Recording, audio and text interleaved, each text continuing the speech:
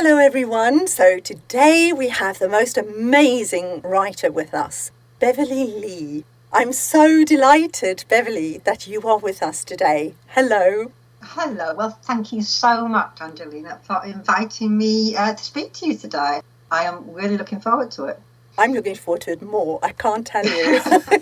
I love your books. And before we get to that, I just want to tell the listeners a little bit about you. So I'm going to read your beautiful biography, if that's okay with you. Okay. So it says, from as far back as she can remember, Beverley Lee has always been held captive by the written word. Her earliest memories are of books and how they made her feel. She spent most of her formative years with her nose between the pages or at the local library, devouring books and losing herself in the worlds of fantasy and adventure. She was that child who would always try to find Narnia at the back of any available wardrobe. Even now, the smell of paper in bookshops make her feel like she was 8 again. Her writing journey began at the age of 7, when she created terrible but enthusiastically written, cliché ridden pony stories, complete with illustrations, for her long-suffering teacher. But she can't remember a time when she didn't make up stories in her head, even when there was no chance to write them down. The closest thing to magic that she knows is creating characters and new worlds that never existed before. She loves the way the images and voices take form and the way they take on a life of their own as the words spill out. Beverley is very much drawn to the darker side of fiction and the shadowy place between light and darkness where nothing is quite as it seems. She loves flawed characters. They have a depth and a tantalizing wealth of possibility.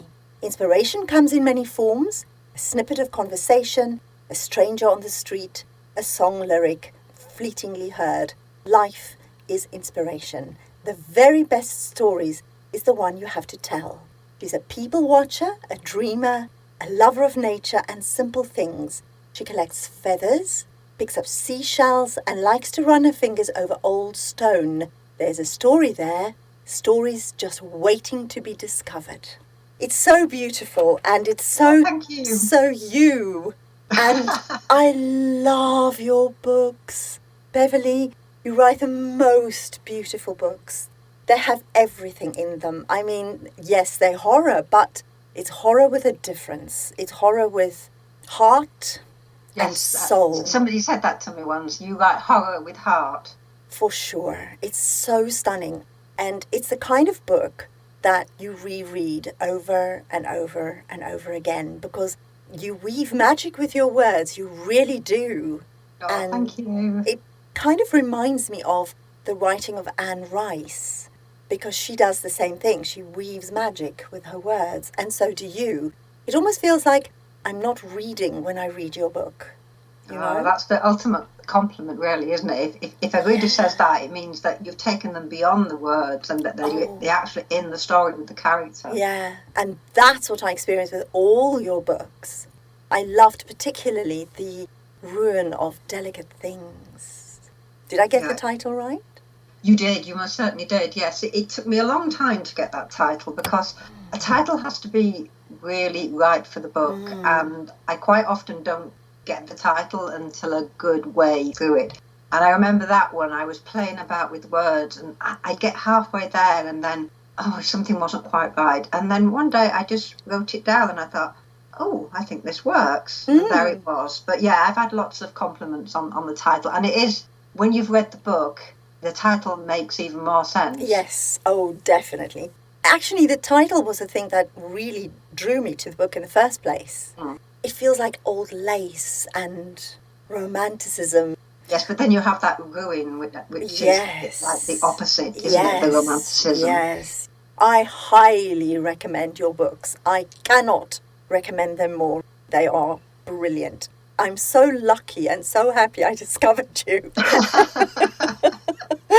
Social media is a wonderful thing. It really is, because that's where I found you. I found you on Instagram, so I'm very happy about that. We connected there. Yeah, we did, yeah. Right, so I know that you write horror, but like I said, it's horror with a heart. And so today I want to talk to you about love.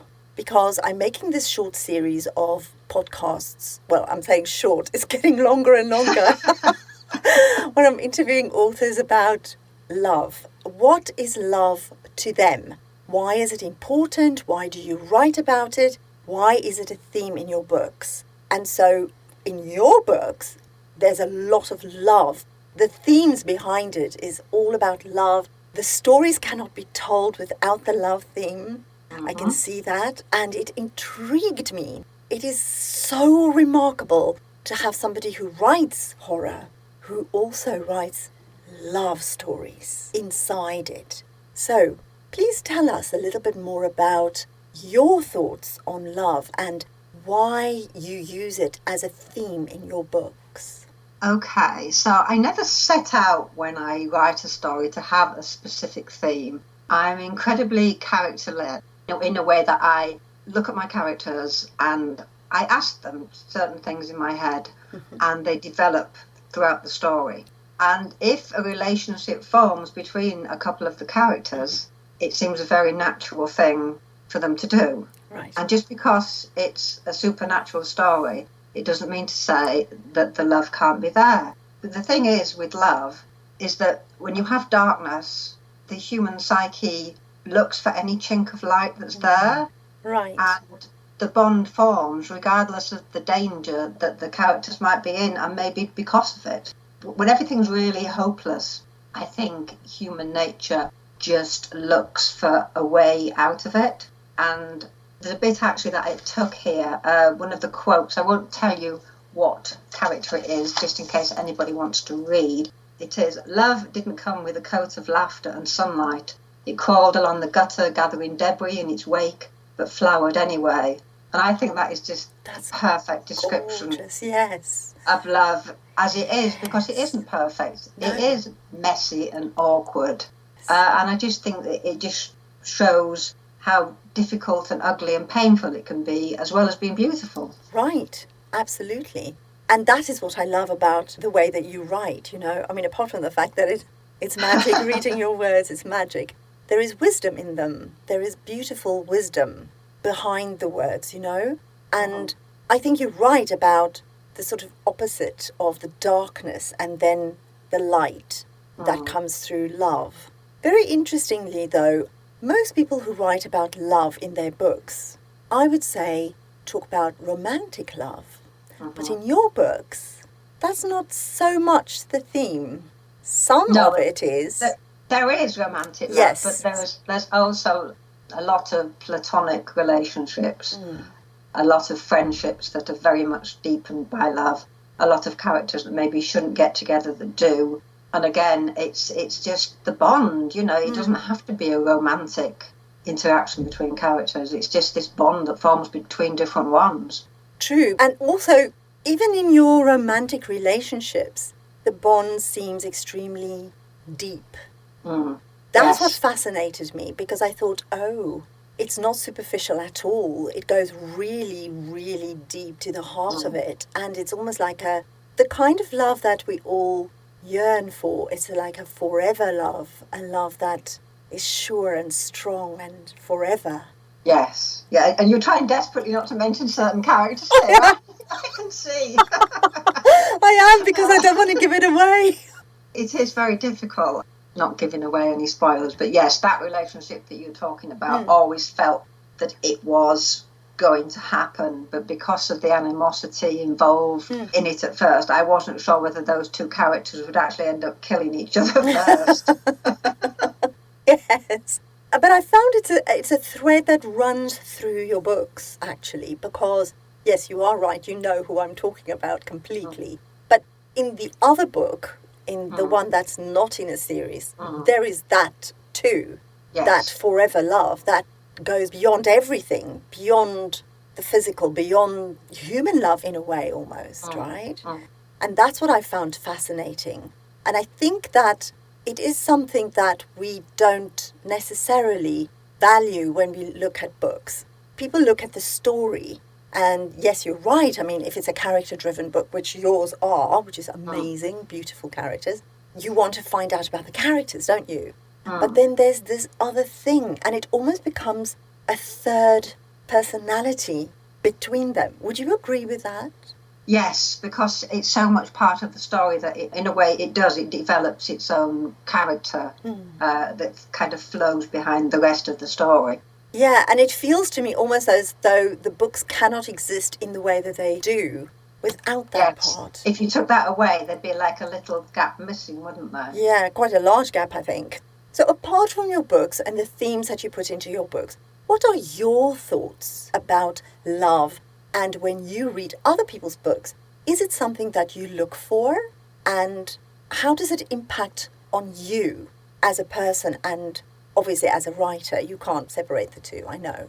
No, I don't specifically look for books with the romance in them. What I really do like is to get into a book and get into the story and get to know the characters, and through those characters see that bond forming almost before the characters do. And you have that push-pull, that sort of magnetism that the words give you, and then you kind of root for them, don't you, to get together or not to get together if it isn't right. But yeah, it's all to do with the story. If the romance is right for the story, then I really, really enjoy reading it, regardless of what genre it is.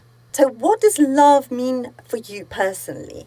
Love means to me being so comfortable with a person that you can almost know what they're thinking. You can have those long silences where with any other relationship it may just be awkward. Right. But then it's not, because you are so comfortable with them that their thinking is your thinking. You can almost finish each of the sentences. Yes. Yeah. I love reading characters that have been together a long time. Like their love has developed over decades and decades. And if I see anything on the TV about like older people celebrating like their diamond wedding anniversaries, I always have to have a little cry. Yeah, because I think, of course, it exists in the world, but it seems, as most things these days, a little bit throwaway, doesn't it? Absolutely. Yeah, which is a shame, really, isn't it? People that have been together through thick and thin, I mean, they're not normal now, are they? It's just too easy for people to break up. That's true. But I also think that once you are with somebody that, as you say, you have that comfortableness, it feels like you know the other person and you can finish their sentences and stuff like that. You also learn more about yourself through that relationship, don't you find? Yes. And that is something I actually found in your books. Oh. I don't know if you meant to write it that way, but I noticed it and I thought, oh, this is very interesting to me. And I think it's probably because I'm doing this series now. I'm really looking, when I'm reading, I'm really looking for the behind-the-scenes type things. And that's interesting. Yes. And it was very fascinating to see that, because I thought, oh, these characters are getting to know themselves through the other person's love for them in a way. Yes. Was that deliberate? No, it wasn't deliberate, but you're not the first person to say it. And again, it's just to do with character depth. I mean, I know all my characters, especially from my series, because I worked with them for like 4 years on the trot. Right. I know them very, very well. And it's just through that depth of character that what you perceive has come out. It's fascinating. And as I said, that's what fascinated me. Well, many things fascinated me about your books. But that particular thing, I thought, oh, because I hadn't ever seen it before. I mean, maybe other people do write it. I just haven't read it before like that, so specifically. And I enjoyed that very much. So what do you look for specifically in books when you read them? Apart from, like you said, the character development, the character depth, do you look for specific things in that relationship, or just read it for enjoyment? I read it for enjoyment. I always say that if a book can make me feel, then it's got my heart. I've read so many books that are really, really good books, fabulously written, but I have no feeling whatsoever for the characters, and if they die, it's like, they die. I have to have that connection with a character, and if I have that feeling with them and that I care about what happens to them, that is what love means to me in the story, the love for a character that you can't really explain to anybody that doesn't read, because they just look at you as though you've come out of an alien spaceship. True. Yeah, I mean, and that was one of the things I saw in your biography that from a very early age you seem to gravitate to characters or books that make you feel something. Yes, absolutely, yes. Do you think it is a subjective thing? Yeah, I think it is a very subjective thing. It's like no two readers read the same book because they take different things from a book. That's why I guess you get so many different reviews. You get people that absolutely hate a book and people that absolutely adore it. Reading is an incredibly subjective thing. So yes, I don't think everybody can love every character. No, and maybe that's a good thing because otherwise... Yes. It'd be very boring, wouldn't it? If everybody loved the same thing, it would be very boring. And nobody would be able to write books because it would just be a case of if nobody liked it, then that would be it. Yeah, I Nobody know. would buy it. What I find fascinating also, exactly about what you just said, probably because I come from a performance background, I wonder if you have ever thought about this or whether this is something that you can relate to. If you create a piece of art, which is your book, the art is only half done by you, even though it's hard work to write a book. Yeah, I get where you're going. Yeah, so the rest of it is fulfilled by the reader. Then it becomes a whole piece of art. Yeah. Do you feel that way? And I don't think that when I'm actually creating the story, but I agree with what you say, is the fact that you're putting out this creation from yourself, this work of art, and then it is the reader that finishes the story, because without the reader, the writer wouldn't be anything. You're relying on the reader to take your world and you're hoping that it will bring all their emotions to the fore.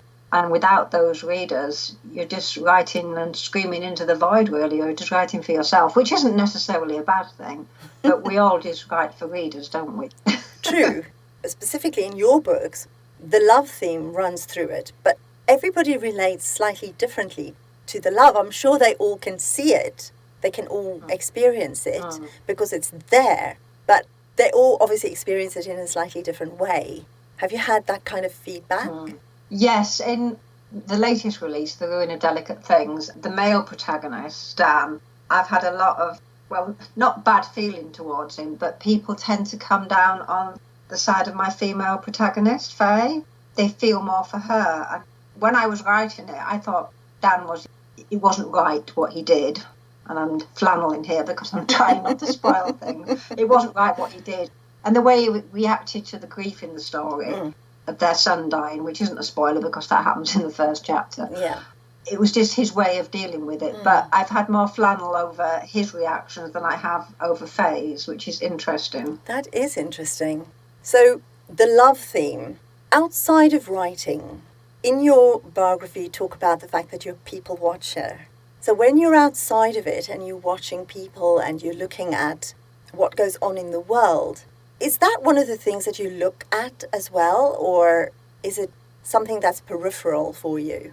I think it's something that's peripheral. I'm kind of like a great radio transmitter, really. I'm sort of transmitting all my vibes to people and hoping that they don't turn around and look at me. I love to sit in a cafe, which we all can't do now, but hopefully soon. Yeah. I love to sit in a cafe and just watch people, how they react. Even maybe not speech, maybe like gestures, how they sit together. And I'm always taking notes in my head.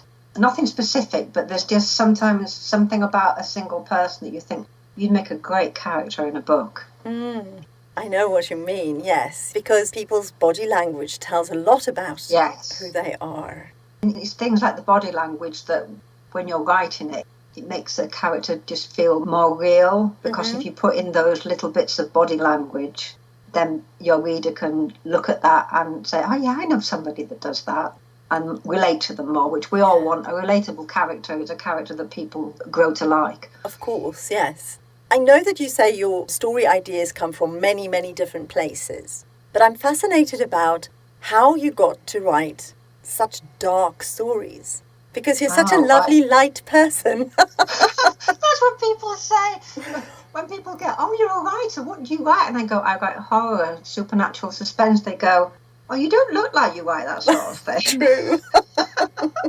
And it's like, okay, I'll just come dressed in black and look miserable next time, because that's everybody's perception of people that write horror, that they should be somehow like goth-like or live in a haunted mansion. But there's very few people I know that write horror that are actually like that. It's definitely a stereotype.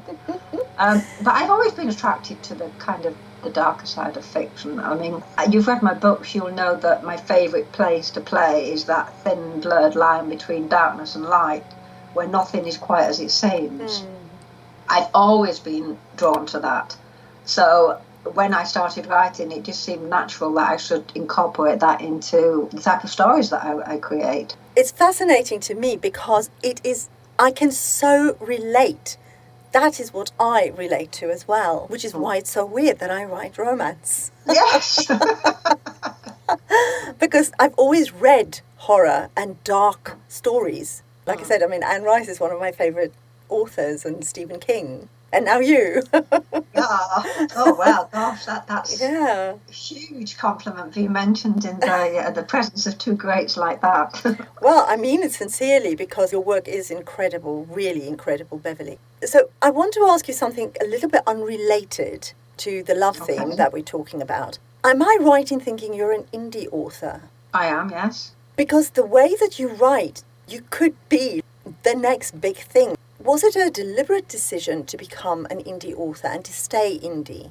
When I started writing Gabriel, I decided that when I'd finished and it had been edited and it was as good as I could get it, that I would try submitting it to agents. I said I would give it 9 months. Right. And I followed the whole procedures and sent query letters and everything. And I just kept getting the polite responses back or no responses at all. And then at the end of the 9 months, nothing had happened. And I just really wanted the story out there. I wanted people to be able to read Gabriel's story. So that is the reason why I published. But then even after Gabriel had been published, maybe about a year afterwards, I was still getting replies from the agents that I had submitted to all that time ago saying, "Oh, I'm sorry, but we don't think this story is for us." I want to thank you for having the courage to go ahead and publish these stories, because they are stunning and of such a high standard. You could easily be a traditionally published author. Having said that, though, I mean, I keep reading indie authors who are really